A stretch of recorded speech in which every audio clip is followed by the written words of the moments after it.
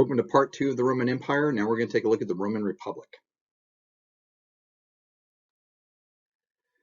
The seventh and final king of Rome was a tyrant, an Etruscan by the name of Tarquinius Superbus. That literally translates to Tarquin the Proud. Now, he was, like I said, he was a true tyrant in every sense of the word. He was known for doing things like having people murdered. He would ignore the advice of the Senate, and he always had to surround himself with bodyguards because he had created quite a few enemies in his time. Right? Now, in 509 BCE, his son, Sextus Tarquinius, is going to rape a Roman noblewoman by the name of Lucretia. Lucretia, even though she was raped, and her husband said no dishonor had been put upon her because she was raped, felt that she had been sullied by Sextus, and so as a result, she commits suicide. Now, this is going to cause general rebellion in Rome, outrage over the death of Lucretia, and a man by the name of Brutus is going to swear a famous oath over Lucretia's dead body in which he says never again will he allow another king to rule Rome. It's kind of interesting that a member of the Brutus family is going to usher in the founding of a Roman Republic, and a member of the Brutus family is going to be part of what's going to usher that republic back out. This famous oath he gives says, "By this woman's blood and by all the gods I will pursue and punish Tarquin and his children, and never again will I let them or any other man be king of Rome." And Brutus's oath establishes that familial tradition of opposition of kings, something that Julius Caesar is going to have to contend with when he tries to usher the republic out and effectively install himself as emperor, with disastrous results in his case, right? Now, the new government that's formed is a republic, right? In which the political power is spread among a hierarchy of officials that are elected by an assembly of all these citizens. If you're a citizen of Rome, you can vote, right? The highest office in this new system is called the consulship, but it's led by two men, each having equal power, right? Matter of fact, Brutus here is going to be elected as one of the first two consuls of this new republic, right? Roman magistrates served one-year terms, right? Now, originally, these positions could only be held by patricians, literally translates as the fathers. This was a hereditary aristocracy that existed, right? But over time, these restrictions will be relaxed. All right. Now, once you held any of these posts, if you were a member of the consulship or a member of the Senate, you were basically a senator, a Roman senator, for the rest of your life, right? Now, later on, the common citizen will begin to feel that the patrician class was monopolizing and even abusing the power.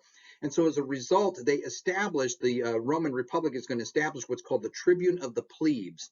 This was created to defend the rights of the non-patricians, right?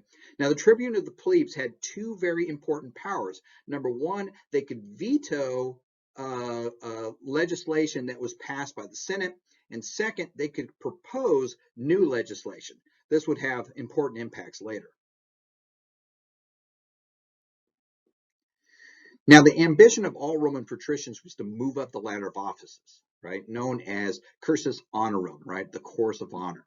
It made Rome a very intensely competitive society, right? A competition for status, or dignitas. This is crucial throughout Roman history. Dignitas can be defined as a combination of status and prestige, notoriety, fame, celebrity, reputation, clout, all of this rolled up into one big bundle. It was the intangible sum of your importance. Now, the way you gain dignitas, there was several ways you can do it. I mean, some of them are pretty complex. Marry into a prestigious family, be elected to an office, win a major military victory, right? Build a public work. But there's other ways, right? Win a legal case, become wealthy, or just give a good speech, or give charity to the poor. All of these were methods in which you could gain dignitas. Now, unfortunately, dignitas is kind of a fleeting thing. It's a zero-sum game. Every time you gain dignitas, which you always must maintain, you're doing so at the expense of someone else. Somebody else is losing dignitas, right? Now, once the Etruscans had faded from view, the Romans will claim that Etruria plain, that other arable plain. So they have the Latium and Etruria plains, right? They begin then to look to central Italy, right? Now, Rome's immediate neighbors in central Italy was a group of Italian city-states known as the Latin League. These were consignatories to a treaty that had placed them all on equal footing. Between the Latin League and Rome was a series of different mountain nations, if you will, or tribes that both the Latin League and the Romans were in constant battles with in order to try and um, and take out. Right now, once these little mountain tribes are dealt with, Rome immediately began to focus on the Latin League, and again began conquering Latin League cities one at a time until finally they conquered the entire thing. Now, to the south of them was another powerful federation known as the Samnites, right? Now, the Romans are going to fight three major battles against the Samnites, and you're going to see the effects of this, right? You're going to see the Roman persona come through here, right? Rome is going to fight the Samnites in a major battle in which their armies are going to be decimated, right? But rather than surrender, the Romans will regroup and they are going to reestablish and fight the Samnites again in a second major battle, right? Second major war, in which again they'll lose and they'll be decimated. But what do the Romans do? With dogged determination, they're going to rebuild and they're once again going to attack the Samnites a third time. And on that third time, they're finally going to conquer them. All right. Now, to facilitate the rapid movement, the councils began building a great Roman road system, right? The main north-south road was known as the Appian Way, and it was named after a consul named Appius who had called for its construction. And these roads are so well built that there's examples of it that still exist today, right? Thousands of years later. Makes you wonder what's going on with the potholes on your local street, right?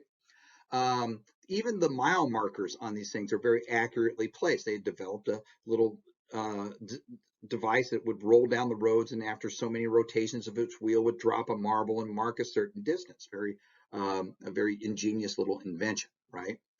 The Romans had an unusual way of treating the people they conquered, right? Now, normally you conquer an opposing city, you would sack the city, and its inhabitants would be killed or sold into slavery, and that's not what Rome was doing. Instead, the Romans granted the local aristocrats, and occasionally even the entire city, full Roman citizenship, right? If they didn't do that, they would at least probably grant them half citizenship, which meant that they had private rights of citizenship and certain legal protections, right? Other cities as they moved further south, though, became allies, or as they called them, socias, right? Socias were allies of Rome. Now, the one universal obligation of these conquered cities was that they had to provide troops for the Roman army, not taxes, but troops, right? The advantage of doing this is that the soldiers, these young men from these conquered cities, would come and train in Rome and become Romanized, right? And so they would kind of identify themselves as Roman, okay? Um, like I said, Rome often did not enjoy notable military superiority. As a matter of fact, often you're going to see they're going to suffer terrible defeats. But with like a dogged determination, when they would be defeated, they would rebuild themselves and just continue to smash at whatever the enemy may be. And it led to a state where a state of war was a normal condition in the Roman Republic. Matter of fact, between the mid 4th century to the late 2nd century BCE, there are fewer than 10 years during which that time Rome was not at war with somebody. Now, in later years, Romans would tell stories and legends about the heroes from these early eras, right? And honestly, when we look at it, it's very difficult to discern fact from fiction on this. Most of these stories are probably legendary or semi-legendary or possibly completely apocryphal, who knows, right? But one of the qualities displayed by these stories is that Romans became identified by the set of certain characteristics, one of which is being undying loyalty to Rome itself. A great example of this is the story of Mucius, right? Now, as the story goes, Rome was being attacked by the Etruscans. So this is back when the Etruscans were still around. And the city was surrounded by a force led by the Etruscan king, right? In order to save Rome, a man named Mucius volunteered to sneak into the enemy headquarters, find the Etruscan king, and murder him, assassinate him, right? So he goes in there. He successfully infiltrates the camp, but he killed the wrong person. He didn't kill the king, and he was captured. So the Etruscan king decides, well, I'm going to torture this guy. I'm going to torture Mucius with fire and get him to give away the weaknesses of the city so I can find some way to breach these walls and get in there. But rather than be intimidated by this fire blazing before him that he's about to be tortured on, Mucius stared the king straight in the face and said, I am a Roman citizen.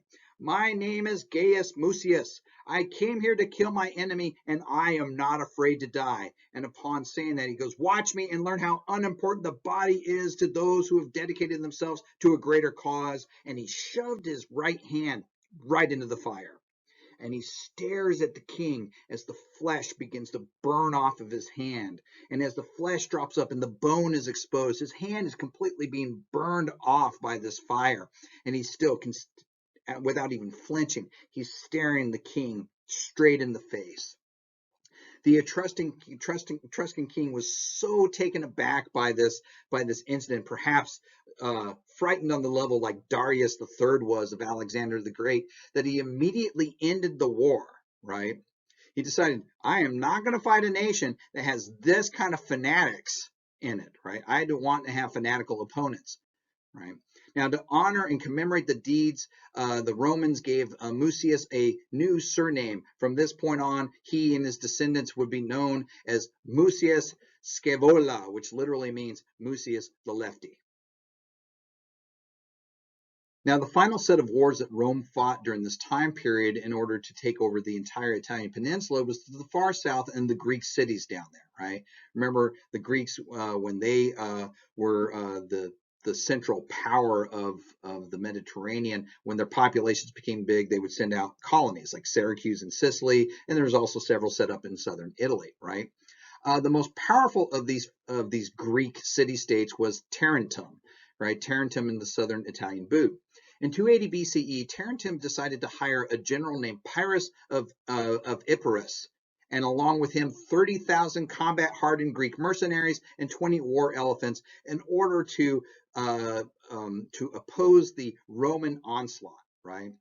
Now, Rome is going to fight against Pyrrhus and his army, and the Romans are going to fight hard, but they're completely wiped out, right? They're devastated by Pyrrhus and his army, but in the process of doing this, they'd inflicted pretty heavy casualties on Pyrrhus's troops, right? Now, again, normal procedure would dictate that you then exchange envoys and you have a peace treaty. Rome pays a fine, and that kind of thing. But that's not what Rome does. It refuses to negotiate, and what does it do? Well, with dogged tenacity, raises another army, right? Now, in the exact repeat of the first battle, right, the Romans again fought against Pyrrhus, fought bravely, but were completely wiped out. But again, inflicted heavy casualties on Pyrrhus's troops. After the battle, Pyrrhus famously commented and says, if I win another victory like this, my army will be finished, right? And it's from this kind of costly type of battles where we get that term of a Pyrrhic victory, right? Because once again, rather than Rome negotiate, they began to summon their reserves and muster new armies and send them south.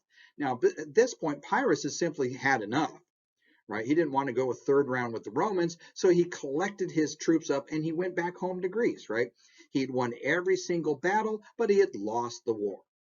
Matter of fact, in parting, he describes the Romans as like fighting a hydra. Every time you chop off one head, two more grows in its place, right?